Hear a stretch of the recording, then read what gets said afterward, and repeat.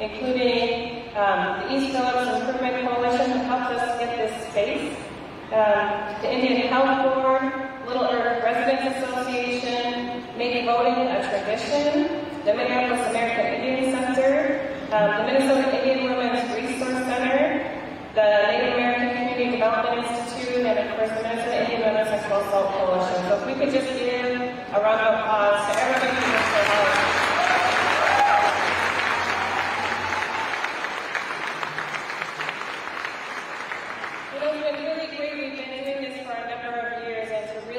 Together with so many community agencies has really been a gift, and it just makes us stronger and it makes our community stronger. So I'm very grateful to have organized and to work together with everyone this year. So Chiniquit. So I'm going to have Carol LaFleur come up from the Metro Transit Police. And so safety is important. So when we go on the march, we want to make sure that people are safe in the street. So she's going to talk a little bit about what that's going to look like. Thank you. So what we're doing today is we're going to have police from Minneapolis, Metro Transit, Kennedy County Sheriff's Office, Park Police. So there should be 2 squads in each intersection. There will be 2 lanes which you'll be walking in. There also will be bike cops along the way as well. This is all for your safety, so just please pay attention to the directions of the officers out there. Lieutenant Brown from Minneapolis is coordinating this to make sure everybody stays safe out there. Again, if you have any concerns or questions where you're out there, there's going to be an officer in each intersection. Okay? So just make sure to stay in the lane. If the bike police will come along the way and maybe push you over if you need to be over a little bit more, because one lane will still have traffic going in on the other side. Okay? That's all I have for you. Thank you for allowing us to be here today.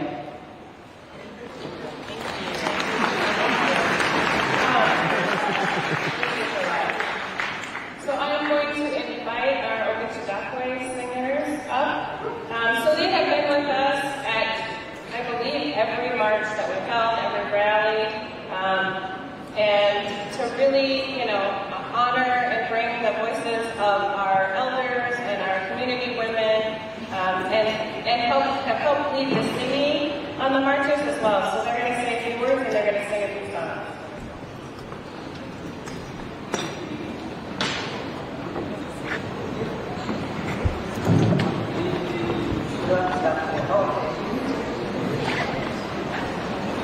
At first, I want to begin this by talking about Roberta Strong, who always came to the marches with us. She died a few months ago, but she came, she's been coming every year, but the second or third year that we had this march, her daughter was murdered, and she made a sign and was coming in honor of her. And so when we sing, we like to sing in honor of Roberta and her daughter Renee Strong, who was a murdered woman. And for all of those of you who have siblings, have relatives that are missing or are murdered, we know that you suffer in silence a lot of the time. And in Roberta's family, there was a relative that died each year after Renee. She had a daughter, another daughter, and a son, and then she was the last one to die. So we're going to sing Spirit There in honor of her, and so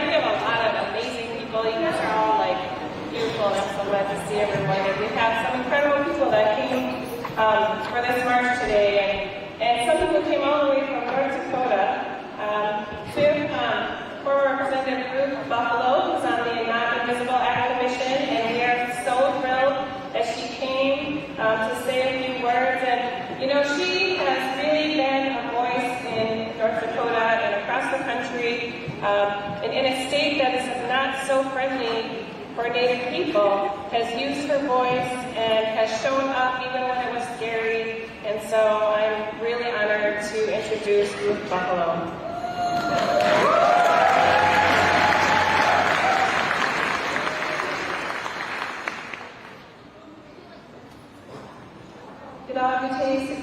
Good morning, beautiful people. It's an honor to be here with you, and I'll be brief, but I also want my sister to share a few words. As Nicole mentioned, I'm from North Dakota, so I'm going to greet you in our Hidatsa language. Niro Shazi Nakbaga O, hello good people, how are you? Madashi Mia Adashad's Woman Appears, Madashi Ruth Madegaki, Ruth Buffalo, Ma Day Skids, it's a good day today, relatives. We know that we come together to recognize and honor our loved ones who have passed long before their time. So I can feel the strength in the room, but I can also feel the heaviness. But we also want to remember to celebrate one another and to fight for a good life, but to not forget about our loved ones. I'm wearing a skirt that was made by a woman elder veteran from Standing Rock. She made this skirt for me the week that Savannah LaFontaine Graywood's body was found in the Red River. So I have a shirt also to honor Savannah LaFontaine Graywood, because we continue to work to find upstream solutions to prevent further tragedies from happening, all while centering the families' voices of our loved ones who have gone too long before their time. I'm kind of struggling for words today because there's so much work that needs to be done. We see it day in and day out in Fargo, North Dakota, Fargo-Moorhead Metro. From this past summer, we've had an influx of Native families come to Fargo, and we've been trying to help get our relatives housed, fed, and safe. Human trafficking, sex trafficking has not let up in the Red River Valley. So I'm so thankful to see our relatives here, Sharon Day. She did a water walk a few summers ago through the Red River, from the headwaters of the Red River, which is in Breckenridge, Wahpeton, all the way up north to Grand Forks and into Winnipeg. This is an epidemic, and we need everybody to continue to be strong and to take courage. And I echo the words of the previous speakers, to take care of one another, to look out for one another. Minneapolis is a big metropolis. I know because I used to live here when I was 20 years old. I took a year off from college, I was going to be a JV basketball coach on the Reds, but I saw a job posting in the tribal building for a youth worker at Division of Indian Work. So I spent a whole year here. I was looking at going into social work at Metro State. Met a lot of good people, a lot of older women from the Two-Spirit community, took me under their wing, watched out for me, protected me. But I also saw the flip side of living in an urban area and the dangers that, as Indigenous women, what we face day in and day out. So please remember to be good to one another, to take courage, and to have love for one another. Anista, love, Maatsigirats Nakwaga.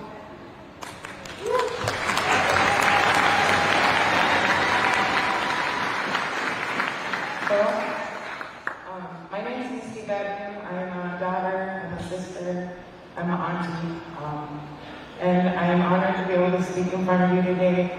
I never know where to say I'm from. I'm enrolled in Red Lake. Catholics always get home to me, but today here with all of you guys are home today. And I just wanted to take a moment to speak to any of my the youth that are here today. I don't need to tell you about the historical trauma, right? This started so long ago and it's still occurring today. I don't need to tell you about the diseases that our people contracted due to colonization here on Turtle Island. The addiction, the sickness, right? And we're more than resilient. I've been thinking about that word lately. Yes, we're still here. Yes, we're still strong. Yes, we're still ugly, laughing with each other all the time.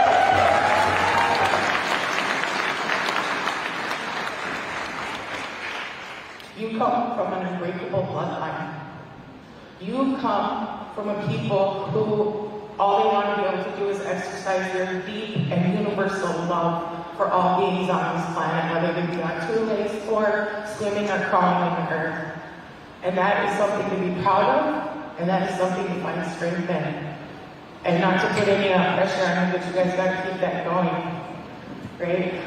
There's a lot of amazing youth who are doing a lot of amazing things just being here today, being in community, choosing this instead of something else. That's incredible, and I thank you for that. And I have so much hope for the future, and take care of each other out there. It's slippery, help each other out. Thank you.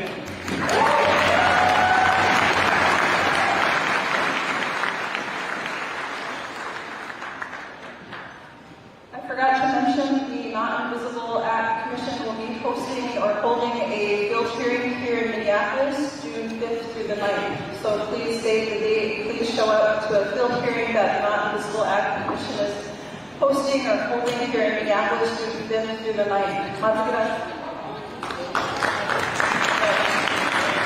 Thank you so much. You know, we haven't been in person in a couple of years. I think we were all together in person in 2020, right before the world shut down, and we were all stuck on little Zoom squares. And since then, we do have a lot to celebrate. So this day is about lifting the voices and the stories of our relatives, and it's also about celebrating the small and sometimes bigger successes that we've achieved. And so I'm going to ask Senator Kunish, who has really worked hard and has been our voice at the state legislature, who used her voice and her ability at that state legislature to get our MMIW task force, and then subsequently to push for and to get our MMIR office. That's the first one in the country, y'all. The first one. Minnesota is first. Yes. And we have permanent funding. It's not going to sunset. It's not going to go away. And we'll keep pushing, and we'll keep making sure that that office is accountable to our communities. And I know Senator Kunish will do the same. So, Senator Kunish. Big wash today, everybody. I'm Senator Mary Kunish. I'm a descendant of a long line of Standing Rock descendants, and very proud to be here once again after a few years of not being able to get together. And it always blows my mind when I look around at all these people here and realize that all of us, or most of us, are descendants from people that resisted, that somehow persevered from the intentional genocide of the white folks to eradicate, to eliminate, to kill off the Native people, the Indigenous people of this nation. And so every single one of you come from those people that persevered so that we can be here today, so that we can put in place good programs, good resources, good legislation. And it's not just for me, it's not just for my granddaughters, it's for the next 7 generations. And that is the work that we are doing at the legislature in concert, hand in hand, with the resources and the nonprofits like Nicole Matthews here, and Ursa Cummings over there, and so many that are doing the boots on the ground work. I can't tell you how important it is.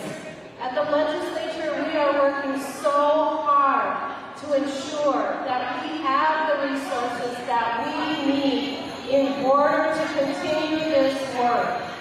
And that is the work of making sure our Indigenous people have those services.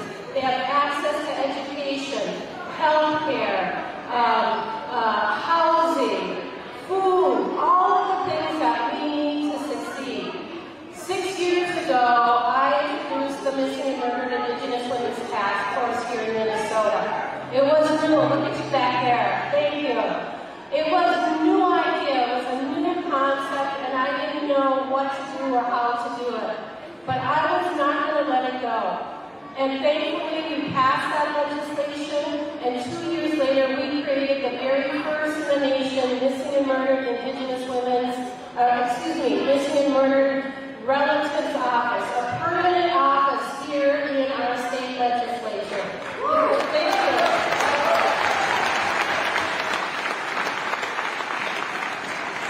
Because we know the work is never going to be done.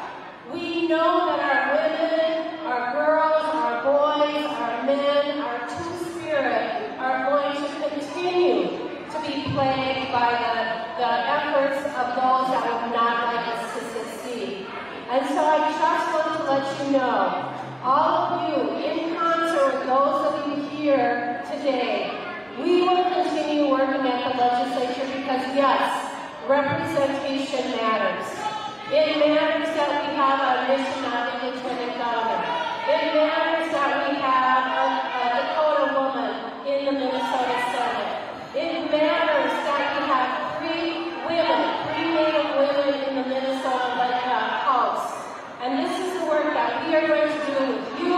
We will continue to do the work. And I can't say Chine Wachina, Wopulatanta, Pini. Please keep supporting each other. We need to do the work together.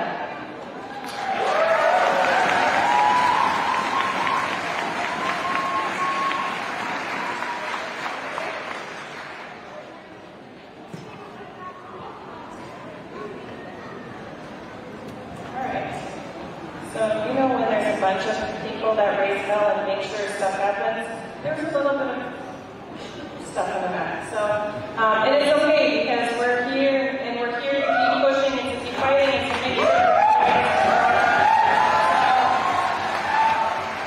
that's why we're all here and all of that. And our community is made of a bunch of hell raisers, and that's why we get shit done. So, anyways, to my elders, I'm sorry. But it's okay.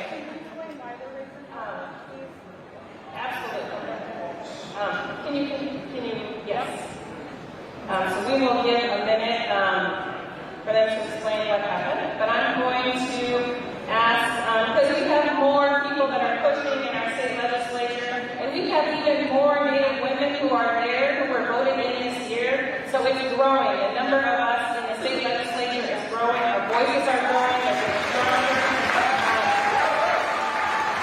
And I can't wait to see how many more of you will be in the halls of our government and to keep pushing and to make sure that we're heard. So I'm going to invite Representative Keeler to come and say a few words, who is also always up there, always pushing, always using her voice and making sure that at every step of the way that our voices are included. And our newest representative, Alicia Kozlowski, yes, another Native woman, another Native person in our legislature. So please, Representative Keeler and Representative Kozlowski.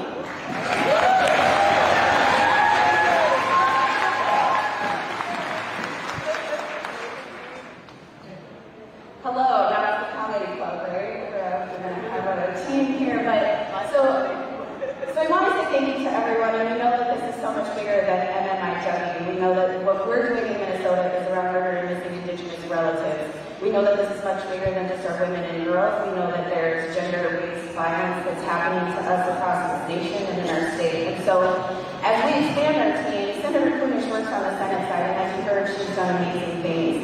We have 3 individuals in the House that come pretty strong, and collectively we've actually formed a Native American caucus so that we make sure that not only bills move through that impact us in a positive way, but that we all know that these systems were designed to create genocide against us over and over and over. So we also do the defense in this space to make sure that we're protecting all of you, but also the generations to come. We stand very firmly and with high honor and understanding that it is our job to protect future generations. As Senator Kunish said, we are looking at more funding. We're looking at making sure that we can do this work in a more tangible, long-term way to make sure that we support all of you and the work that you continue to do. Also, look at us, see us. You know, we were just saying in the car ride over here, we're what happens on the other side of the march. Like, we've been marching for years. We've been searching for years. The story that Representative Ruth Buffalo shared, I was right alongside her. Fargo Moorhead is my community too. I watched that happen and I watched it unfold. And I watched the conversation say, if we find her on the North Dakota side, these things happen. If we find you're on the Minnesota side, these things happen. That should never be the case. It should never be jurisdiction by state on how we treat our individuals. We should continue to look every step of the way. We shouldn't have any of those theoretical barriers. So with that, I'll pass it over to one of my most phenomenal members, Alicia Guzman.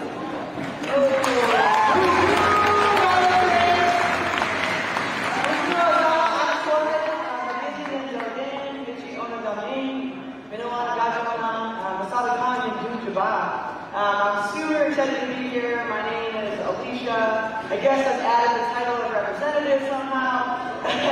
And my pronouns are they, and I'm really proud. I come to this place from Grand Portage and also as I said to Fond du Lac, but hail in my hometown of Duluth and Save Pond. And I want to give a shout out to my community. This is the first time I've ever missed NMIW2SG Day because we're here and hearing really important bills that are going to protect and preserve our families and our elk and all the things that we know that are so important to our people on this relationship that we have with this place.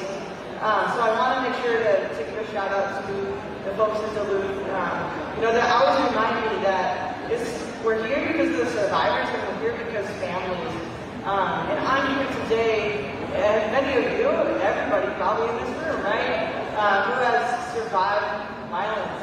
And I look around and I see our communities and laughing and loving and being that medicine for each other. And I'm so grateful to have been raised up by a grandma who took me in and all my cousins and showed us that we can be really fierce and we can be hell raisers and we can be really soft and gentle at the same time.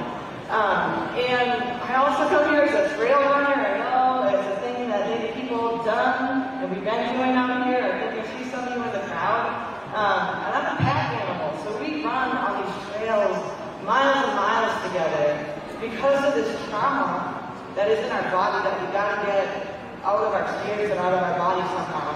So we go up the trail, and I am a pack animal in the woods, and a pack animal in our mountain bikes, and on the soccer field, at the legislature, partly because it's way funner, but also because we know that we have to do that for our safety, that we are each other's keeper, that we have to look around and make sure that we got each other's back, that we're taking each other along, because that's how we get to the world. And as we were running on those trails, we started putting on runs in Duluth. It's not just me, there's grassroots organizations and nonprofits and our whole community. And we started organizing, right? And this has been organized for many, many years, where we have the ports, where a lot of our people are going and they don't come back. And we have trafficking, and now there's like digital sex trafficking, and all of these things that are facing us. And one of the things that we created this last year was actually the MMIW2SG Reward Fund. And as Representative Keeler shared, that gender-based violence is such an important piece, that part of what the loss, the ripping away from our traditions, for me as a two-spirit person, it took me 26 years to be able to reclaim and step into the fullness of being a two-spirit person and part of a queer community. And there's teachings and gifts and responsibility, but we know that that's been stripped away from us. And so this is what we call the reclamation chapter. But part of that was creating, the reward fund, which we know is so crucial. That who's looking for our people? We go out and do that. Who funds it? We do it out of our own pocket, right? And so we have to get the dollars back into our community. And we have gone to our community elders to ask what this reward fund should be called. And again, they said, we have to always remember their names. Trina Langenbrunner, and Penny Dyer, and Sheila St. Clair, and so many, the list goes on and on. And they did a naming ceremony, and they came out with the spirits revealed, Gagi Gaming One Ozebo, which is they will be remembered forever. So that was actually, we brought that to the state after we implemented in Duluth, and that was the day that I was testifying with Senator Kunish, with Representative Jamie Becker Finn, and I know Representative Keeler worked on that as well, with our Native Caucus, and it was that day that the representative in my district announced she wasn't running, in the moment that I decided that I couldn't take it anymore, that we have to have people who who have our stories and who have our power in all of you. And so I just want to say thank you for everything that you do. We need you in this work. We couldn't do this as a legislature and pass laws for economic justice and to get our people housed. And so anyways, it went on and on. But I just wanted to share that I would be remiss to say to our youth and to all of you that we're watching and we're in this work with you, and you're up next. So we wish.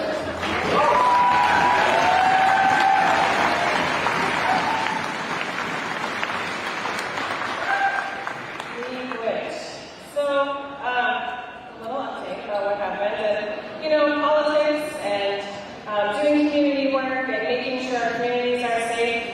It's not either this or that. It's not it's a both and, right? And sometimes policymakers can stand with us, and sometimes we make policies that hurt our communities at the same time. And so there was people here that were upset that Mayor Farmer was here and about a policy that he vetoed that's hurting the community. And they asked us to leave, and so he left.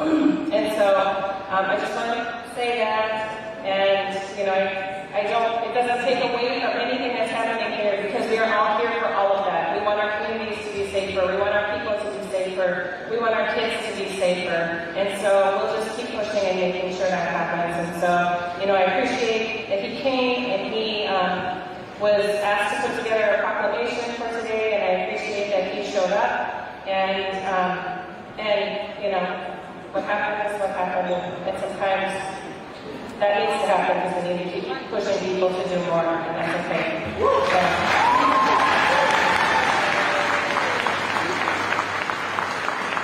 I also know that in the last couple of years, we have lost more people.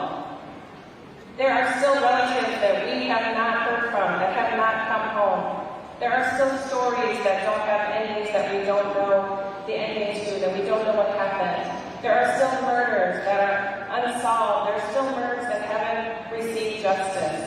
And that's another reason why we are all here. So before I invite a couple of community speakers up to speak and tell their stories, I would like to give a moment of silence for our relatives who are still out there, for our relatives who have not received justice.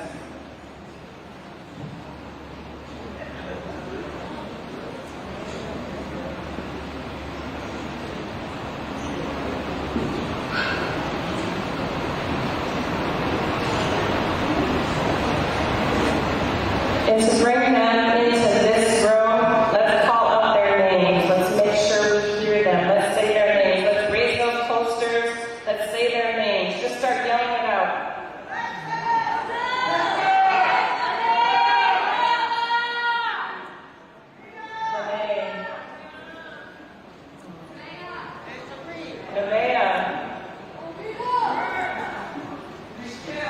Michelle. 46 years. Fernella. Thank you. Nicole. Call out their names. And I know there's a lot of people who maybe it's too painful to even say their names, but we hold them in our hearts. And today is for them.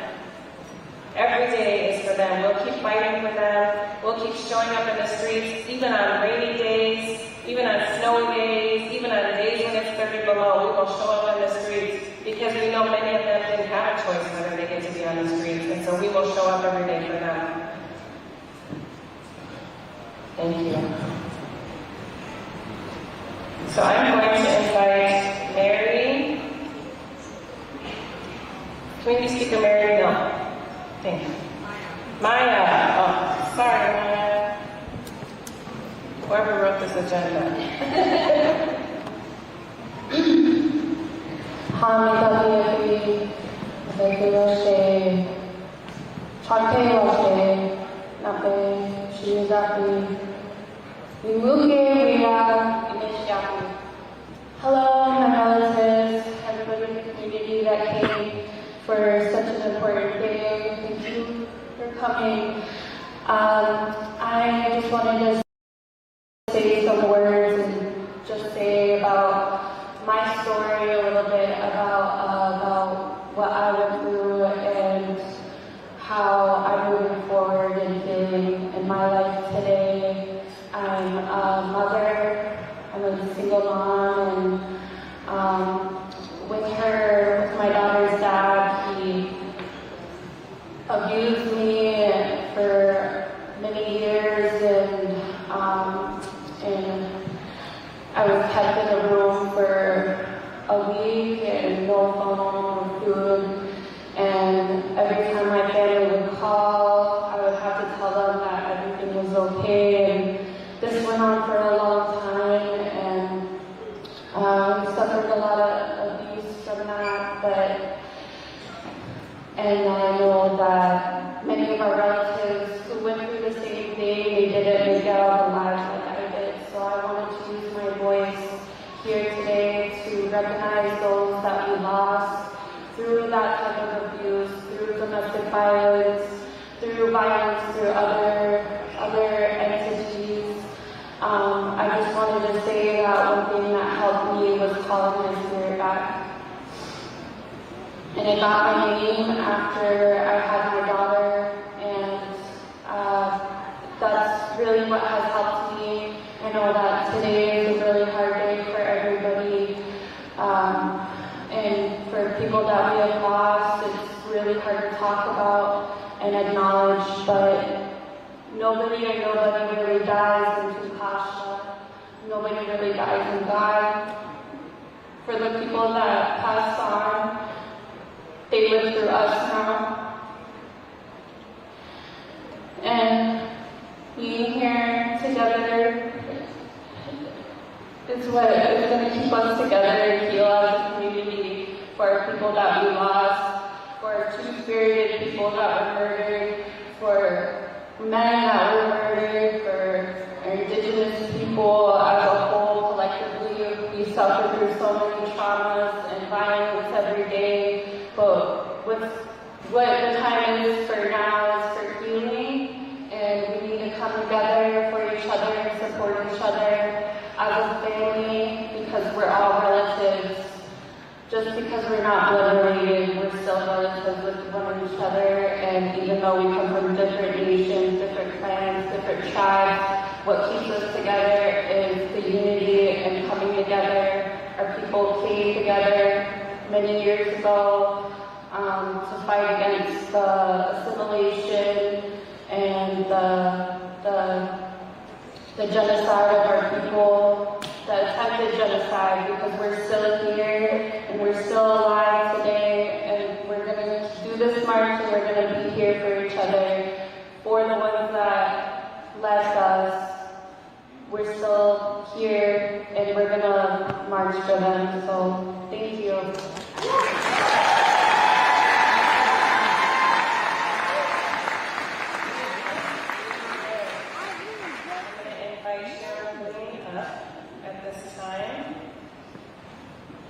And I want to say, a few weeks ago we held a national conference down in New Orleans on sex trafficking in Indian country in Alaska. And, there's an energy in New Orleans, and some people love it, and it's a little overwhelming. And we had some incidences of attempted abduction of two of our relatives there. And there was some people that were angry at them because they were drinking. And, sometimes we make choices that maybe weren't in the best interest of our safety, but it should never cost us our life or our freedom. And I think we need to remember that regardless of what our relatives are doing, they deserve safety, they deserve to show up for another day, they deserve to be protected. And we should never step on that side of the line that starts to blame our relatives. So I just wanted to say that much, and thank you all, and I'm turning it over to Cheryl. Hi, my name is Cheryl Green. This is my sister Angela Green. She was murdered in 1987 by Billy Blaze. She was just 21 years old. She had an 8-month-old daughter, and her son just turned 3 years old 4 days before she was murdered. And She was a quiet spirit lady. She loved nature, she loved life, she loved to make friends, especially with the elders, the native elders on the streets. You know, she'd help them out. I always had time to talk to them. She always had time for us as her family. She was always close to all of us. She always wanted me to be an auntie. And sadly, 6 months after she passed away, I found out I was going to be a mom. And she was going to be an auntie. But he took it all away from us. But anyways, she still remembered this day. She's been gone 36 years. It seems just like yesterday. I thought I was going to cry today, but I can hardly see people because I need glasses really bad. But I love y'all. Y'all are my relations, and give everybody that you know you love, give them a hug before they go, because you never know, you might never see them again. So I love y'all. Thank you.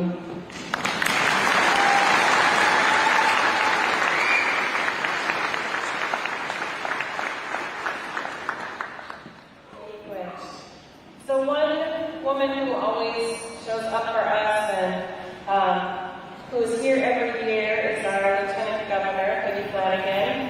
And I'm so grateful to all the work that she keeps pushing, and she keeps making sure our voices are heard, and she keeps pushing policies and making sure that tribes are represented. And she is unable to be here today, but we have 2 of her staff who are going to come and say a few words on her behalf.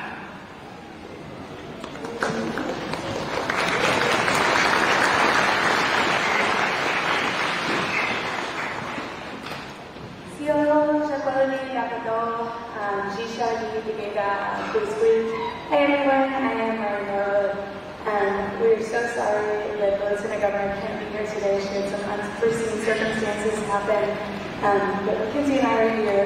On her behalf today, I work in the office as the Native American Affairs Advisor in the Tribal State Relations Office.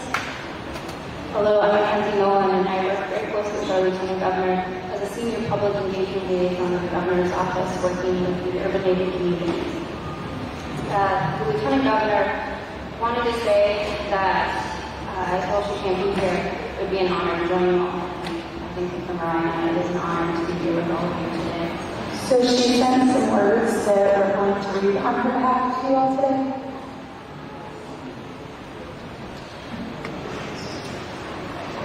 So first we wanted to say thank you to Nicole for your leadership and for continuing to organize this space. In the beginning, it was a small group that marched, but look at all of you that are here today. Your devotion to this work, your continued activism, has helped this movement grow, and there are more of us here every year. This is because of the work that you all have done in community. And thank you to all of today's organizers and all of you who showed up today and every day to stand up and seek justice for our relatives, to remember and honor our relatives, and to advocate for a better tomorrow for all of our relatives. It's powerful to look across this room and this space and to see all of you here to do just that. We also want to thank you again, Buffalo, for joining us here in Minnesota. Our state and our communities are connected in this fight, and we want to also thank our state legislators. We want to thank Senator Kunish, Representative Keeler, Representative Becker-Finn, Representative Kowalski. Thank you for showing up and continuing to show up, and carrying the Indigenous voices in the state legislature and turning community voice through policy action. The data tells us a story that all of us here already know. The stark and disproportionate numbers are ingrained in our community and breaking our spirits. As 1% of the state's population, we make up 80% of the state's missing and murdered. We often hear that trauma lives in our DNA, but that means that the strength of our ancestors does too. This is why we must keep showing up and working together to create a space where our voices are seen, we're heard, we're valued, where we can show up for those relatives who's going to be here with us today. The Lieutenant Governor and our administration is grateful to the leadership of advocates, tribal partners, state agencies, and state legislators to help establish the Office of Missing and Murdered Indigenous Relatives in 2021. We are also so grateful to the leadership of Director Julie. Director Rudy is a gift.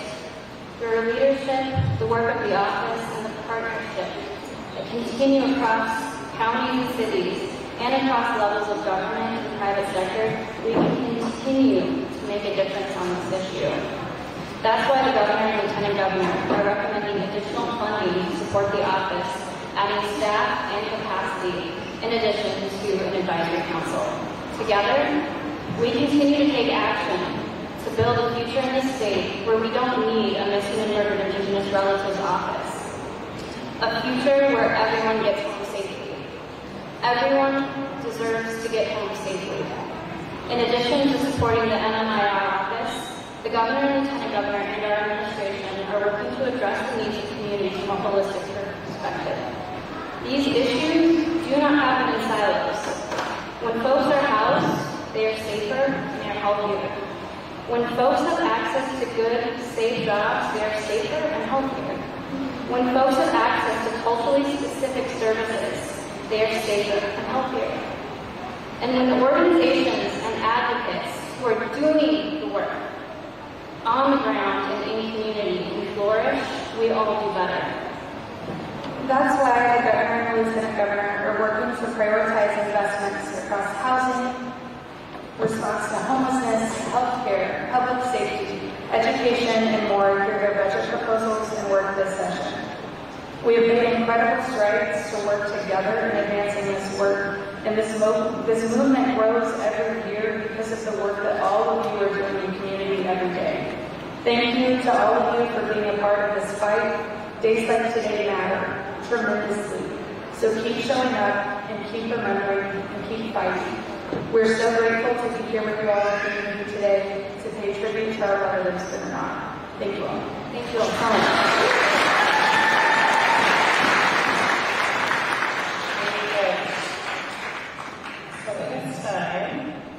To start the march, and I'm going to ask us to stay seated for a minute and to let our elders get out safely. So if we can all just stay seated for a few minutes and let our elders make it outside. And if you can clear the doorway so that they can get out safely. And if you are unable to march but want to participate, we do have cars available. So please allow our elders to get out safely. And we will see you all back here after the march, and we do have meals provided, so we will have food for those of you who can stay. Good morning, everybody. Thanks for joining me. This is Lorenzo, Serna, Director of Tactical Media here at the Indian Collective. Yes, I think. Oh, it's so weird. The Indian Collective, you can see there's a bunch of people here for the Missing and Murdered Indigenous Relatives event. We're going to be heading outside for a march. It is raining. I'm going to try to keep this up. We'll see how it goes. And yeah, if you have any questions, just drop them in the chat. There should be some information there, some resources as well. It's a pretty heavy topic, as we know. We're always sort of remembering those we've lost, and it's important that we keep doing it. There's celebration too, though. It happens. It's hard. But we're going to speak to some more people. I'll try to get some more interviews with the speakers who are up on the stage. And just bear with me as I try to get outside. We're going to turn this camera around.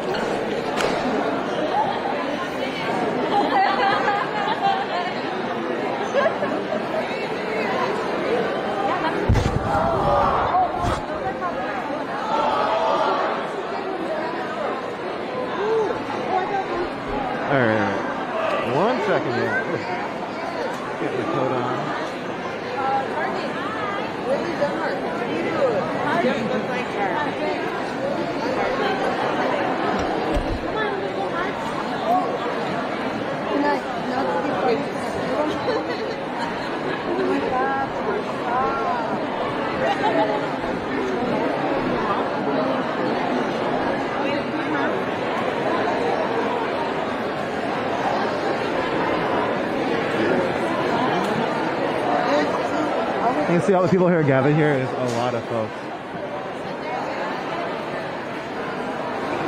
And they're letting elders get out really quick. We're just gonna wait a second.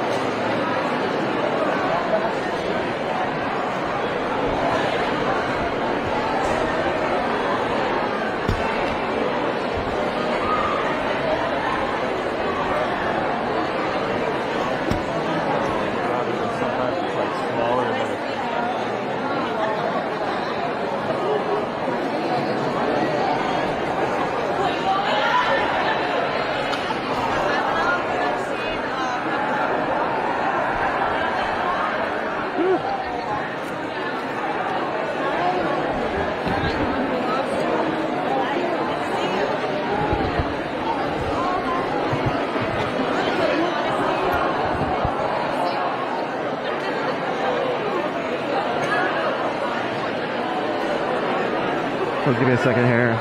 We're gonna try to get outside. Let's say it's just a slow process. I'm gonna talk to somebody. I'm gonna wait to try to interview people outside. That's okay with us. Let's walk her out for a second.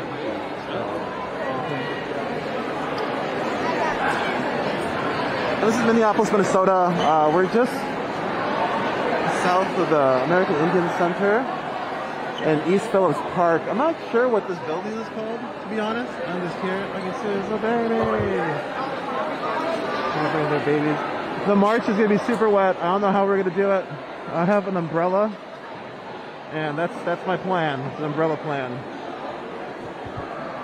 So let's see if we can get outside.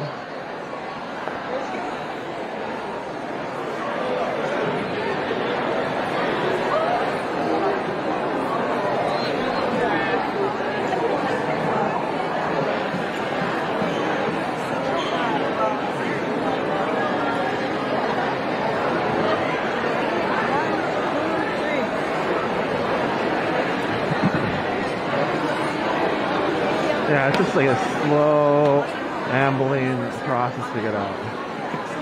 Makes sense. There's a lot of people here, and they're trying to let the elders out first, so they're making some space and time for that. So that's what we're doing. You can see a lot of people are carrying pictures of their missing relatives. We'll see if we can talk to a few folks, but again, we'll be being ginger, if you will. You know, just it's important to remember, but you know. It's a lot to bring up, it's a lot to center for folks, and so I just want to move in a good way. So we're going to be a little slow, but we're going to go on the march, we're going to listen to the march, hold space with everybody. And again, there are some resources being shared in the chat, so if you want to share where you're at, you know, watching from, please do, say hello, and we'll see where we go from there. I'm just waiting to get outside here.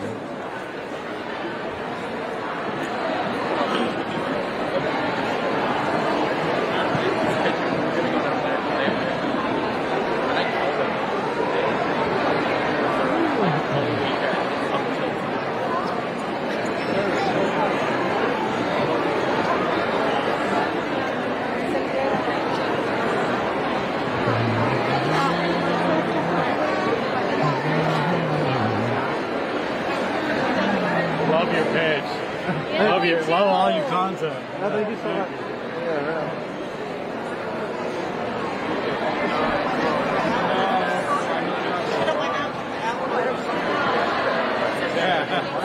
Yeah, the big marker. So we're slowly moving out. We are in a crowd of people here, but another crowd of people. This is what it's like. You've never done it before. Rubbing shoulders. Okay, unmasked like outside. How many folks think we have pulled out masks? Good. People are living their lives. 7, 8. We'll count and make sure they get all their folks. Yeah, a lot of people are here. You can see like this is just. I'm gonna go to exit.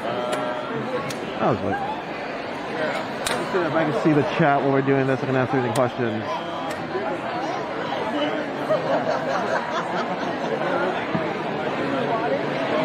You can see. Is there water up there? Oh, your mom. Your mom's like it all. All right, it's time.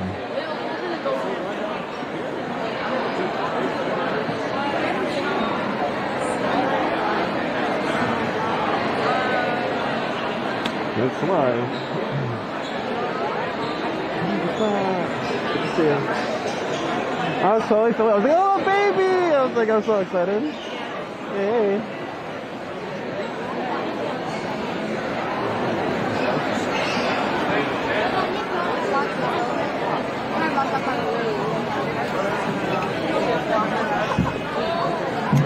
Now let's see how this goes. It's probably getting hotter and hotter. People.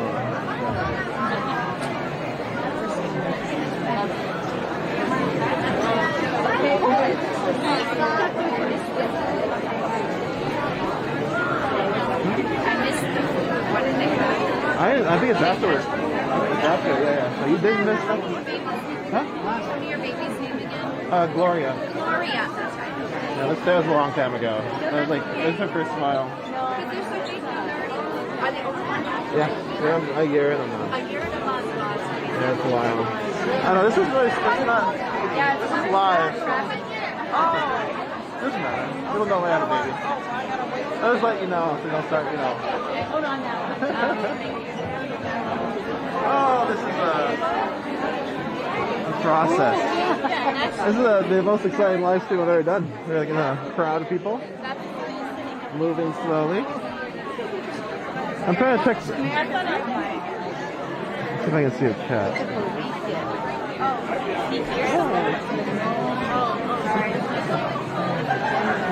Oh, good.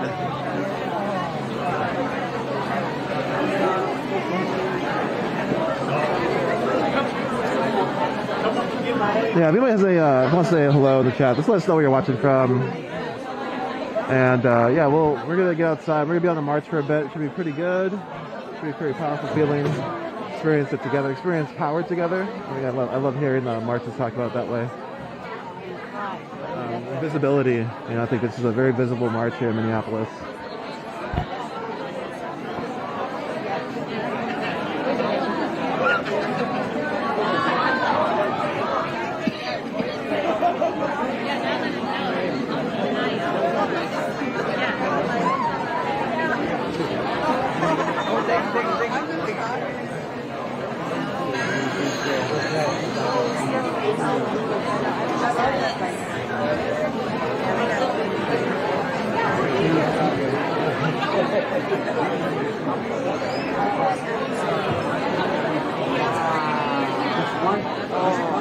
Sorry to overheat.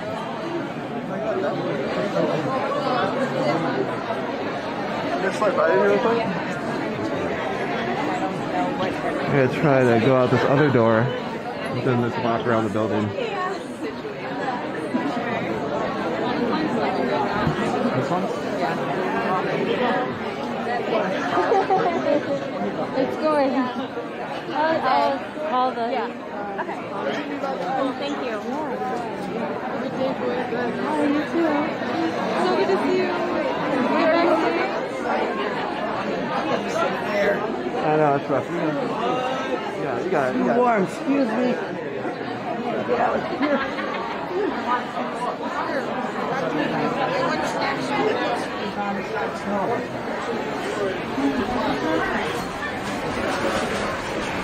Excuse me. All right, this is the plan. Here we are. We're executing it.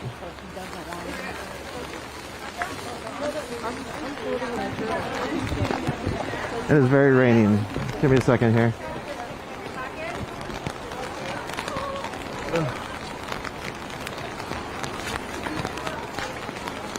All right, everybody, just bear with me. As you can see, it's raining, so we're gonna figure this out here. I'll be honest too. If it gets real sketchy, we'll have to probably turn it down, but turn it off. But we're gonna try. If anybody out there is in Minneapolis, you want to bring a better umbrella, that'd be great.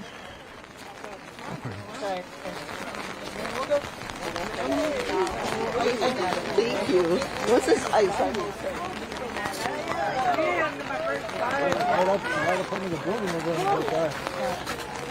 All right, so we're outside. Everyone's going out to the other side of the building. It was probably everyone's still out there. I assume this is the front of the march. It's really icy. It's going to be an intense kind of experience, but people think it's really, or feel it's really important to be out here, be present despite the weather. And this march is happening in the snow. and the rain and good weather and everything. So this is just the way it is this time.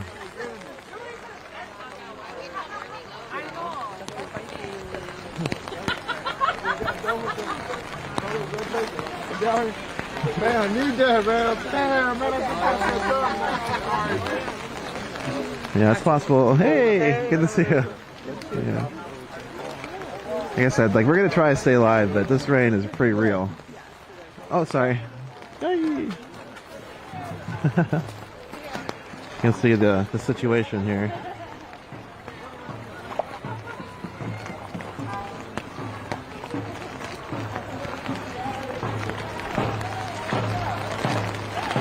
Oh, here it is. All right. Oh my gosh, don't fall, don't fall. If I fall, just, you know.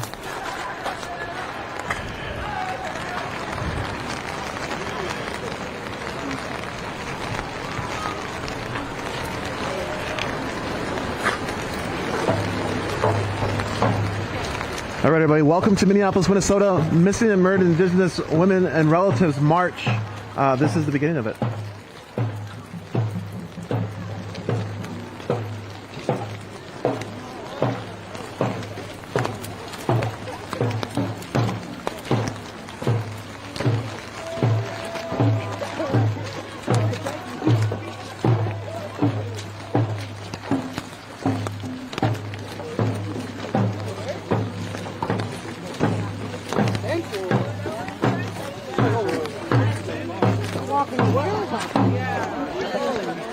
You know what, Jen? Can you hold my sign for 2 seconds?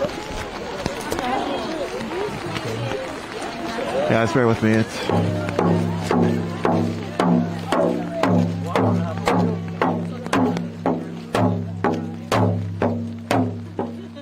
really good march here.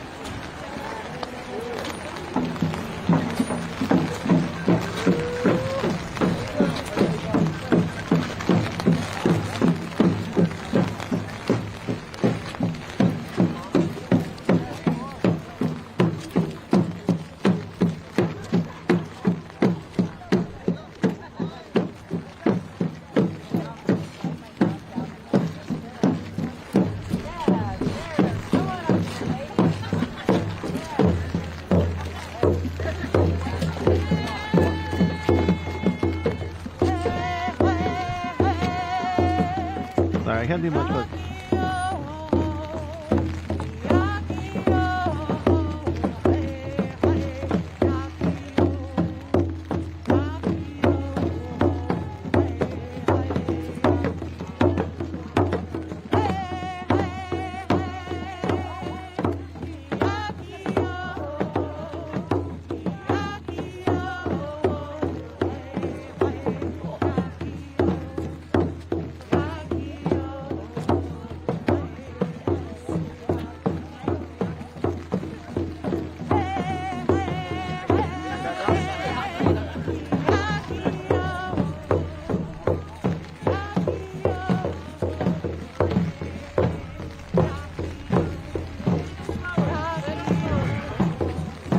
Yeah, so I'm going to try to do what I can. The rain's really coming down, so I'm just mostly trying to protect my gear. Okay, we're in Minneapolis, Minnesota. Indigenous folks taking the streets for MIWR.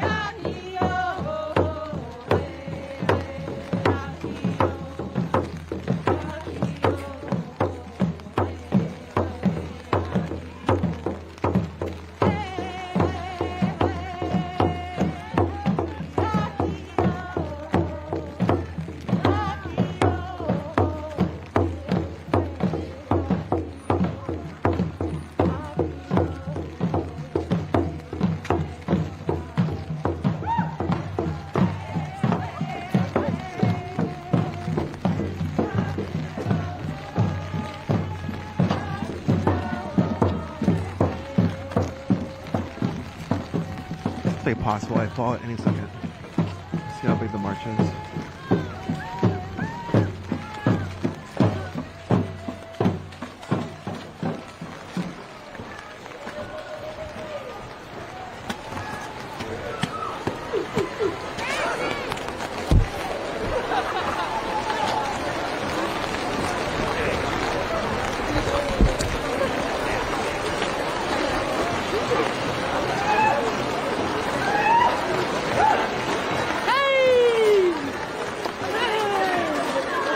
I think so.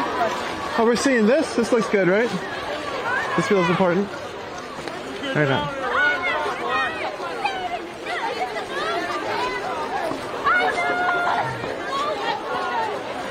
You can see all the people who are here. There's quite a few.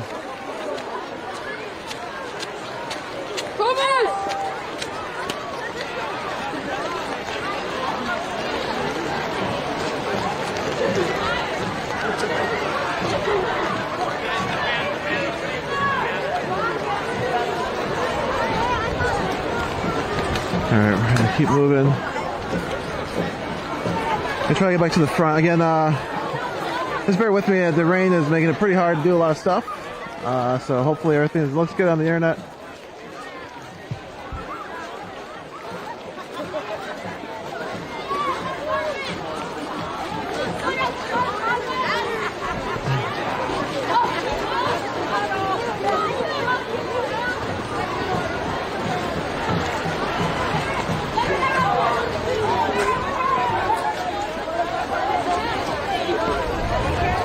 Oh, it's just ice. I almost fell. Okay, we're gonna try to get back to this.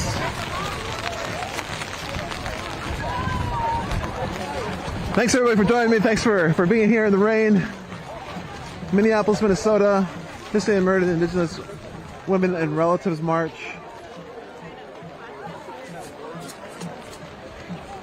Okay. As the city's responsible for this sidewalk, didn't do nothing about it. Thanks, city. I said it.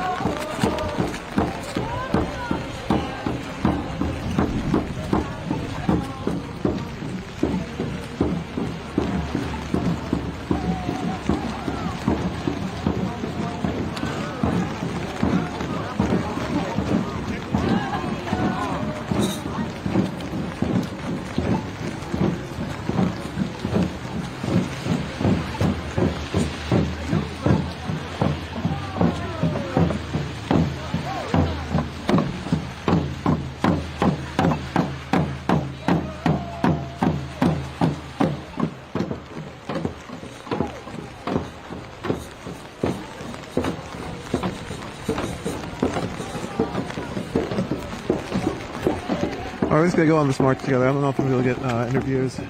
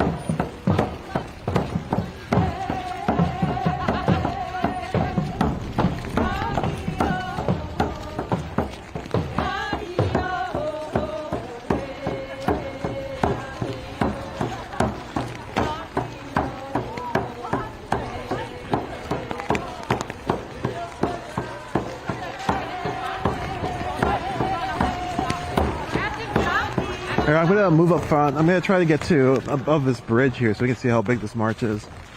Again, we're in Minneapolis, Minnesota. Thanks for joining us. It is very much raining.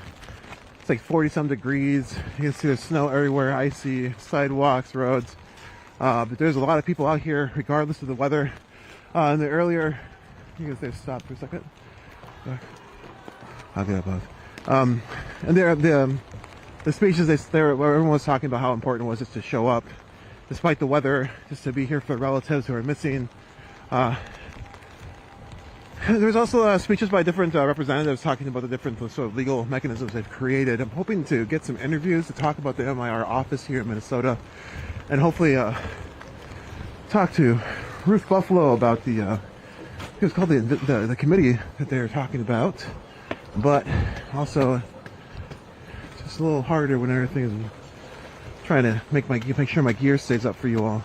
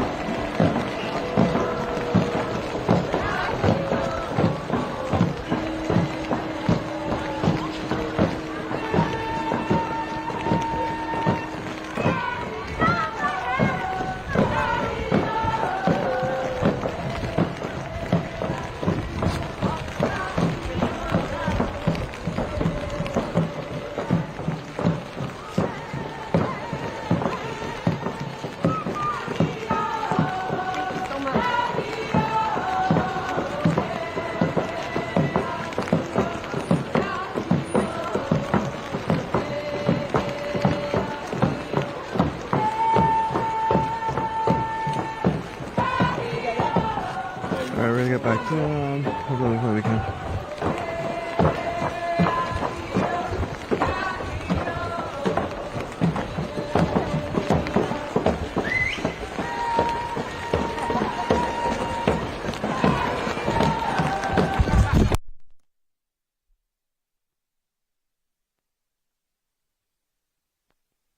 Just give me a second. Just lost audio. That doesn't sound too bad.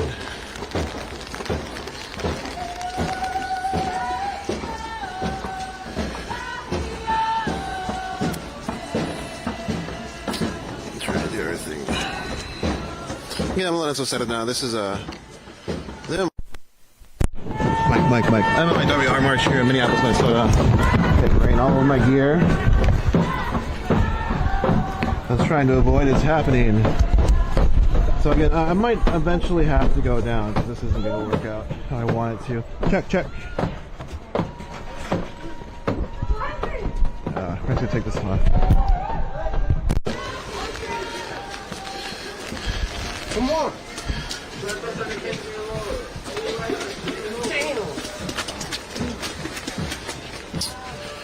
Give me a second.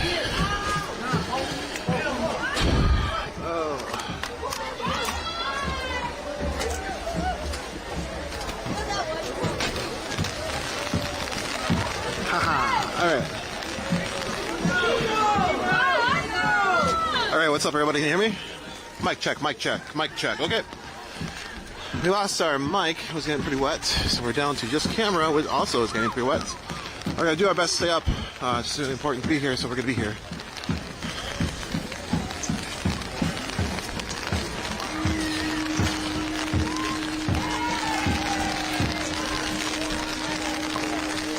Yeah, I was mostly focused on trying to keep my camera up, so hopefully you enjoy the march. Or at least sharing this with each other.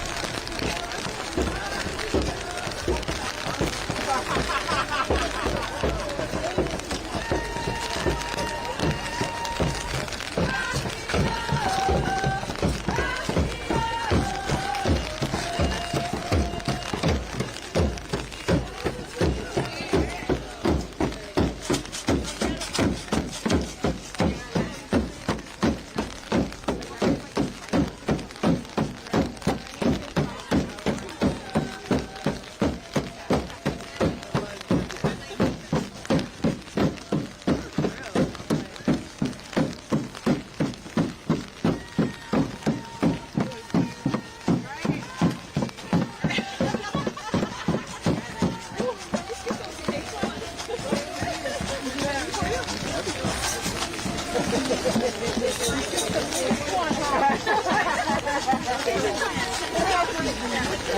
was gifted to the Indigenous Society.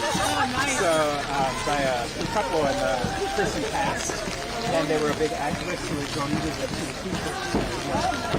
That's the first time I got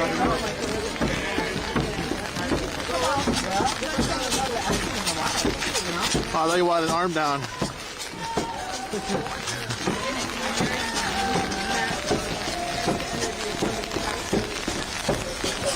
Alright, you trying to move to the front again.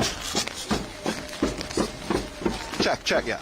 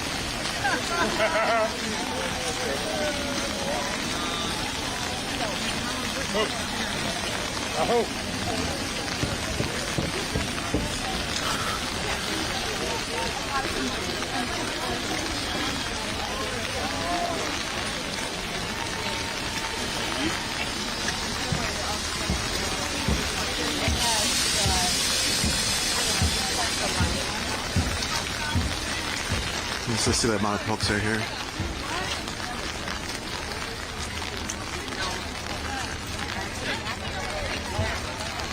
There's socks in the, you can switch your socks to that.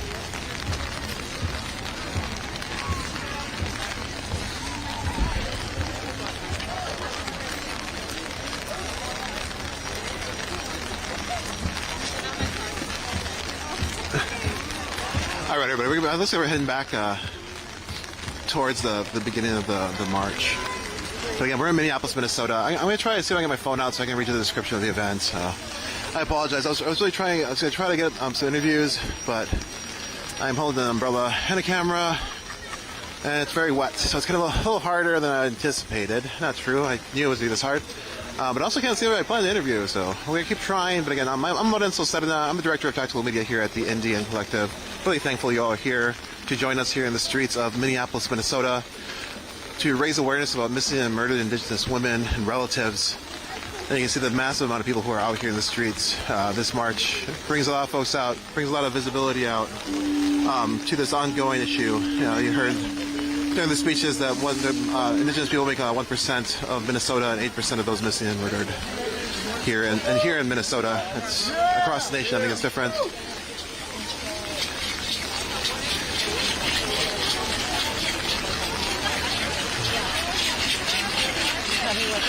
How are you? I'm all right. How you doing? I'm good. It's good to see you. It's good to see you too. You want to talk at all about today's march? Or? Sure. Yeah. Where are we? What's going on? Why are all these folks out here? Well, we are in South Minneapolis, in the Phillips community, raising awareness for missing and murdered Indigenous relatives. First time we've been in person since 2020, so it's exciting to see how many people showed up today, even in the rain. So, really wanting to raise awareness about the issue of missing and murdered Indigenous relatives, but also about taking up space in the streets to show that we're still out here, because there's people that, question whether we're still around, and also calling on our legislators and our policymakers and our community leaders to keep doing more and keep pushing so that we keep getting better responses and more justice and keep looking for our relatives who are out there. Did you want to introduce yourself at all? I'm Nicole Matthews. I'm the Executive Director of the Minnesota Indian Women's Sexual Assault Coalition. I'm an Anishinaabe from Whiter. I've been with MUSAC for 21 years, and we have been doing this march. We've been sponsoring it for about 7 years, the seventh one. Oh, wow. Yeah. I think I've been almost all of them. So thank you so much again for this march and for being here and, for speaking to me. Thank you. Yeah. Whew, almost fell like so many times. I know, it's like, mud puddle. I'll make it. All right, thank you so much for talking to me. Thank you. Yeah, it's wonderful to see you. Nice to see you too. So that's Nicole Matthews. Really thankful they spoke to me. Let me see if I can do a few more interviews. I know the audio isn't as great as I wanted it to be. Again, it just how it turned out. But let's see who else I see that might want to speak to. I want to talk to the speakers a little bit.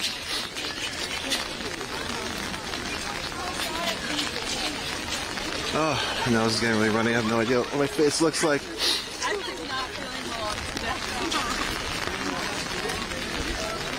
Oh, there's a lot of folks here. It's pretty incredible.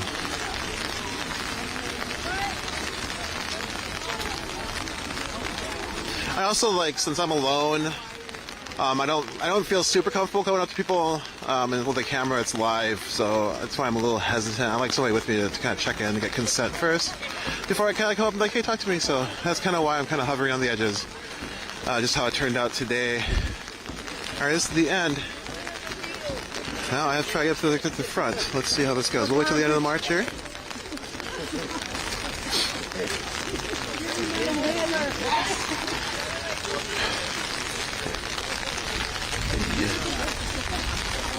It's not that hard. All right, let's take the sidewalk up, try to get back to the front of the march. Okay, we're in Minneapolis, Minnesota. You can see it's raining pretty good. The weather forecast was it was going to be a light rain, but turns out it's all good. Cleansing, it's a blessing. Rain is all right. Although Minnesota, if it gets cold, it's going to be a nightmare later here. So if you're around, just know it's going to be slippery out. But let's keep it going. We're going to head to the front. I'm just kind of double timing it a little bit. Ice, kind of slow down. See if I can get back to the front. I'll see if I can get another interview to you. Again, I plan to do more. Just, also just want to be here. Yeah, I might have made all of the marches so far. I mean, they've generally gotten bigger and bigger. More and more people coming out. This is the first thing I held in there. Usually it's the American Indian Center, but that is being remodeled right now here in Minnesota. Minneapolis American Indian Center, I think it's called. But it's currently being remodeled, so it looks like they moved it.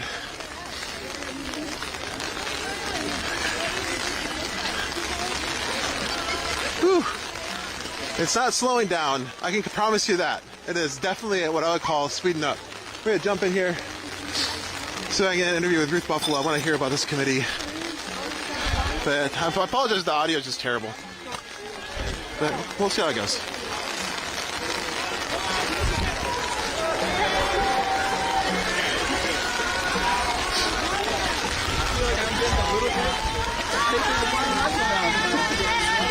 Hi. Can I talk to you at all? Can I talk to you about the committee? This side, we want to tell us what it's about. Introduce yourself and tell us what it's about. Yeah. The commission, yeah. The Not Invisible Act Commission, the federal commission that was introduced by Secretary of Interior, Deb Haaland. There are representatives across the United States. We will have our first in-person meeting in Washington, D.C. the last 2 days of February. There are 6 different subcommittees within the commission. We were meeting twice a week before October for about 6 months, and took a break in October because of the congressional rules with like sunsetting certain pieces of legislation at the federal level. So it recently got reintroduced or reauthorized in January. So we're now reconvening and actually have a subcommittee meeting this afternoon, actually in about like 20 minutes. Oh, wow. You're on your way. Yeah. What is the commission doing? What is the goal of it? The end goal is a report, but to look at recommendations on how to prevent further tragedies from happening, but also pushing for accountability. Yeah, so it's a broad spectrum of individuals, from grassroots community advocates to law enforcement, special agents at the federal level. So we'll be starting the field hearings late spring, early summer across the country. Oklahoma, Minneapolis, Flagstaff, Alaska, various places across the country. Yeah. So. And how can people follow this work or like look for the report? Is there any place they can get updated? I believe they have a website, so if you just Google Not Invisible Act Commission, or the acronym is NIAC, and one of Secretary of Interior staff members that was with her when she was in Congress, Heidi, with the T, she had a long last name. She's one of the main leads on the commission.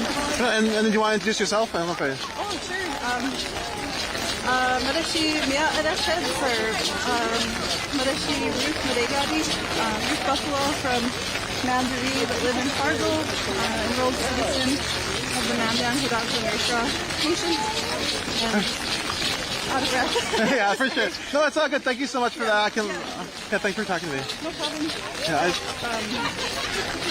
think I'm the only representative right now in the Dakotas and Minnesota area.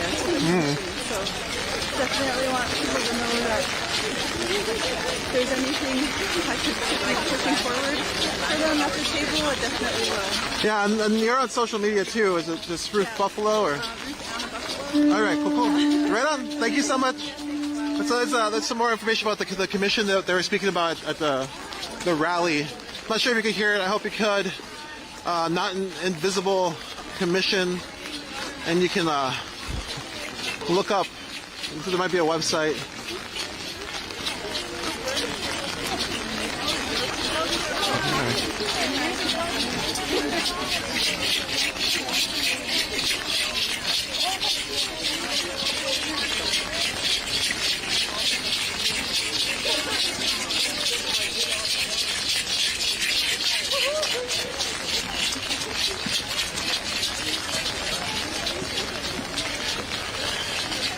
We're going to keep moving to the front. Again, thanks for joining me. We're here in Minneapolis, Minnesota. Missing and murdered Indigenous women and relatives march, rally. You can go back, see some speakers in a gymnasium. A little more information there. This is most of the march. I'm trying to get a few interviews, but again, it's my audio isn't great. Everything's a little wet, but we're going to do our best. Let's go.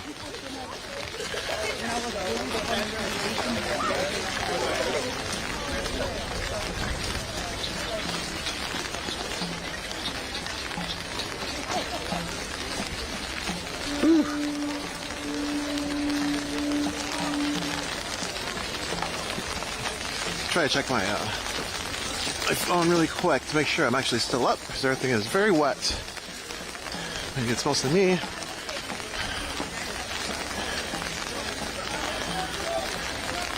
Probably good that I took that mic off. Anyways, I know I'm just talking, sorry. Just trying to manage a lot of things.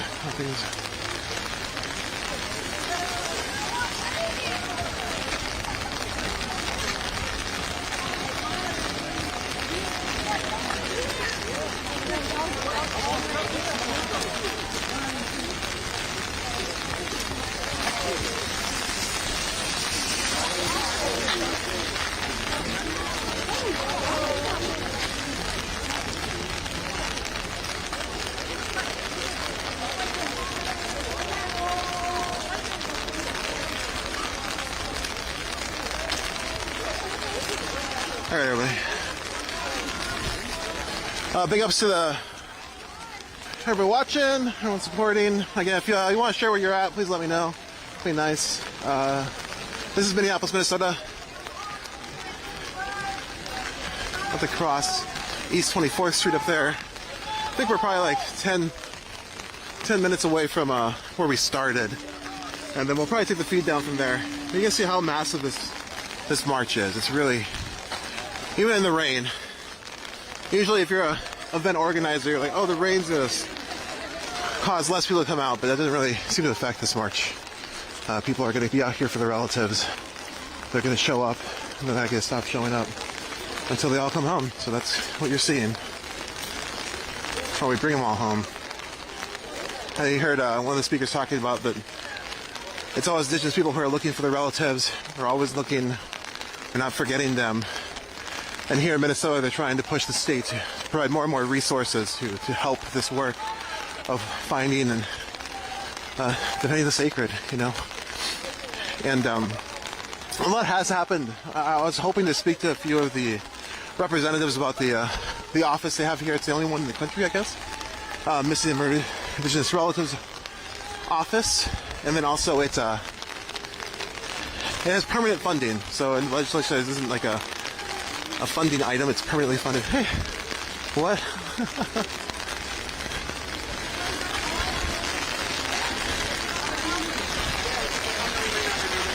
This was turning right.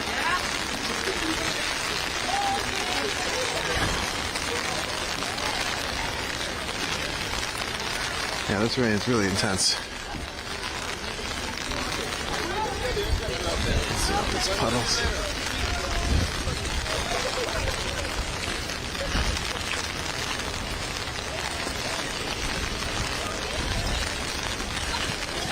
People are peeling off. So it's close to the end here. So once we get back to the center, I'll be taking this down.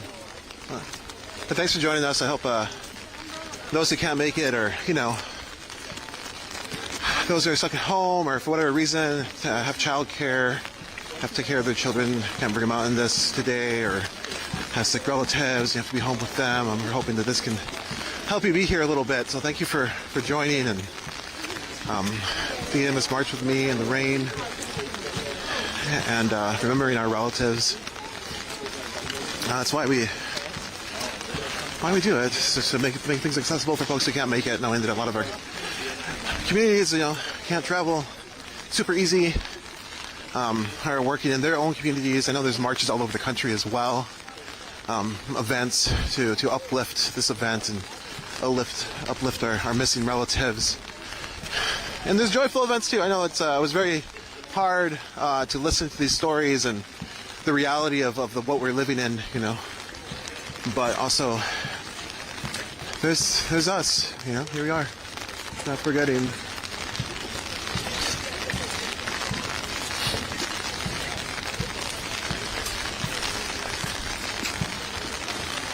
One more round.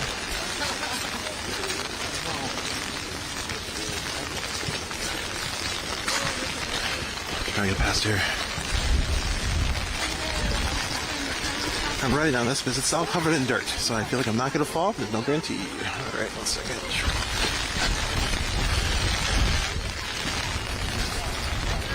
Ooh! It's like it's very hard. Let's just trying to keep the camera going here.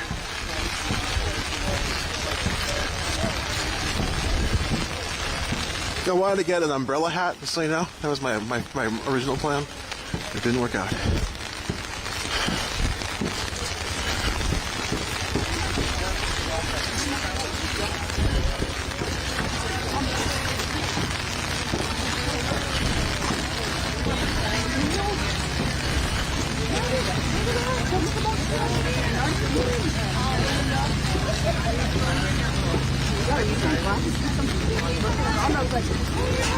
All right, I'm gonna get to the front and then we'll wrap it up.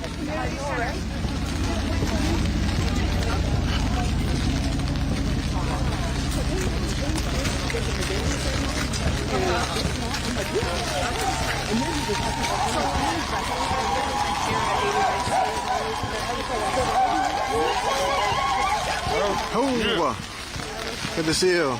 Yeah. Always good. It's been too long. Yeah, at least they weren't shooting at us today.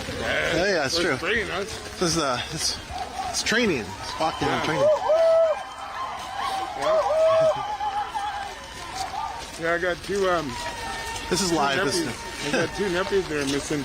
Yeah. After I came down here. One Gene Cloud Jr. And the other one Mato Dog. Okay. I came down here to walk with my sister. Walk for my nephews, you know. It's not, it doesn't get real until it happens to the family, you know. Well, I'm sorry to hear that. And yeah, good to see you, buddy. Yeah, it's good to see you. Yeah. Well, this space will be here. Hey. We're always here. I mean, I feel like we're always out here every year, you know. Yeah. So it feels good.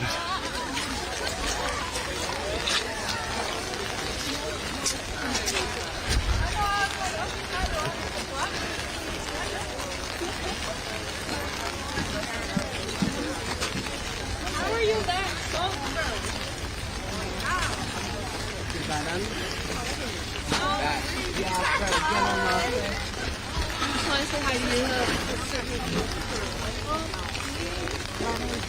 Just 1 second. Let's see if I can get one more interview. It's okay if I film your sign? Hey, film your sign?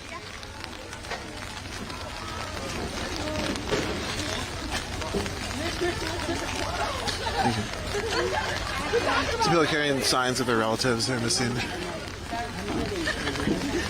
That long in a row. Can I talk to you at all really fast? Thank you.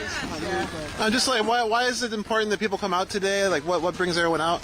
I think, like to share that we're resilient people, we're strong, and we're going to love each other and take care of each other. And keep on looking for our missing and murdered relatives. And can you introduce yourself? Sharon Day. Sharon Day. Thank you. I'm with Indian Collectives, you know. Okay. Thank you so much. All right, everybody. Did you all want to talk about your relative at all, or? Yeah, this. Her name was Ava Lucier. She was only 20 years old. She was senior, so we could I was like steaming. She just passed away last month. It was a struggle to get her funeral done, but we did get it right the day she passed away. So a month later, we had her funeral. Eva struggled with some obstacles in life. She was full of energy. She was really happy. She loved this march. That's why I brought her picture up, because she loved doing the march. She was always in the community. And she was very happy. Thank you. Thanks for talking to me.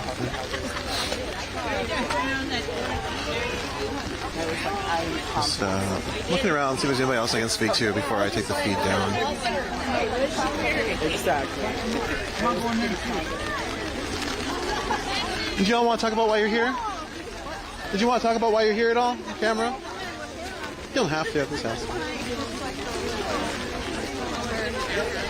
Okay. Yeah, so why are you all out here? Here to support the missing because there's a lot of girls and guys that are going missing and stuff. And then a lot of police aren't really doing anything, and they're just end up going now. There is a lot of justice, and there is still a lot of missing, like just they're off the grid, and nobody's doing anything about it. It's a cold case, and that's not how it should be. We need justice, and that's why we're here. Because our people deserve justice too. Yes, we are just as much of a person as anybody else, and we deserve justice. We're still here. They tried to eliminate us, but it's not going to happen.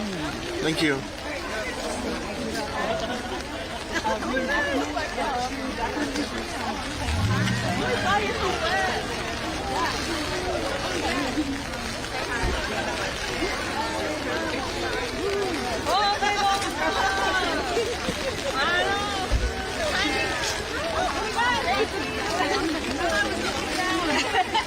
All right, I think I'm gonna go take it down. Just looking around a little bit more.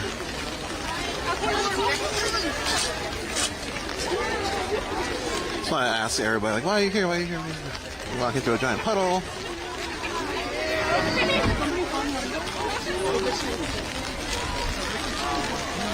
Right. Okay, everybody. I think I'm going to call it. Let's walk. We're going to walk around one more time. Really, that's the only interviews I wanted to do. Was although I always wanted to keep interviewing people, but it just got really hard with the rain and I'm trying to hold this umbrella, and the audio isn't very good. I apologize. I might be able to fix it. Oh no, we're not going to do it. Yes, we did. You did awesome.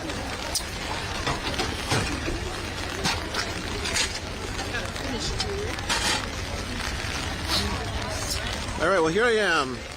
My umbrella. Lorenzo Serna, Director of Tactical Media here at the NDN Collective. My pronouns are they, them, Chicanx. Really thankful to be here in Minneapolis in the streets with all our relatives to bring attention to our missing and murdered Indigenous women and relatives.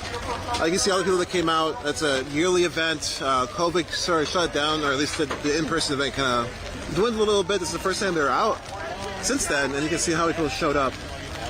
And so super powerful, really thankful to be here, really thankful all the time to be in the streets of Minneapolis with our people. And we'll be back, you know. There's a lot going on everywhere. I'm sure there's marches all over the country. Go check them out. Go to the Indian Collective social media platform. You can see the different posts we're doing. There's some resources too around healing and trauma. So we can, you know, have some tools to move through these spaces that can be really rough, you know.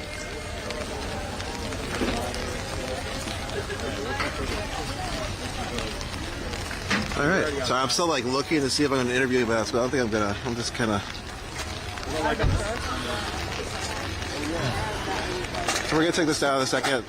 Again, thank you so much for sticking around, sticking in the rain with me. I know you weren't in the rain, but I was, and this feels like solidarity for you to watch with me. So, all right, we're gonna take this down. Thank you, everybody.